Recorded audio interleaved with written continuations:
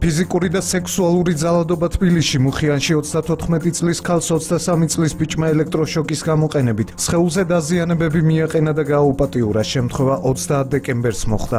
პოლიციამ ბრალდებული უკვე დააკავა, მას 6-დან 8 წლამდე პატიმრობა ემუქრება. თავად ახალგაზრდა ქალი მომხდარის შესახებ Facebook-ში წერს: "მინდა გაფრთხილდეთ, უმეტესად მდედრებს მიუმართავ, რაც მე გადამხდა თავს მტერს არ ვუსურვებ." 30 დეკემბერს ღამის 9-დან 10-ის ნახევრის ინტერვალში გლდანში გობრონიძის ქუჩიდან მიმავალი საცალფეხო ბილიქზე, რომელიც მუხიანის დასახლებას აკავშირებს, ელექტროშოკის 4 დარტყმით პარალიზება მოახდინა ჩემზე და იძალა. გადავრჩი, რადგან ელექტროშოკერი როგორც მოიხსენებათ, ხშირ შემთხვევაში გულს აჩერებს. საკუთარი თავით თქვენვე დაიცავით, მინიმუმ ცრემლსადენი გაზი იქონიეთ ჯიბეში, გაფრთხილდით. წერს დაზარალებული სოციალურ ქსელში. ბრალდებული 23 წლის ბიჭი პოლიციამ მუხიანში დააკავა. მის სახლის ჩხრეკისას ელექტროშოკი და სხვა ნივთმტკიცებები უკვე ამოიღეს. მოძალადეს ამჟამად წინასწარი პატიმრობა აქვს შეფარდებული, მიმდინარეობს გამოძიება.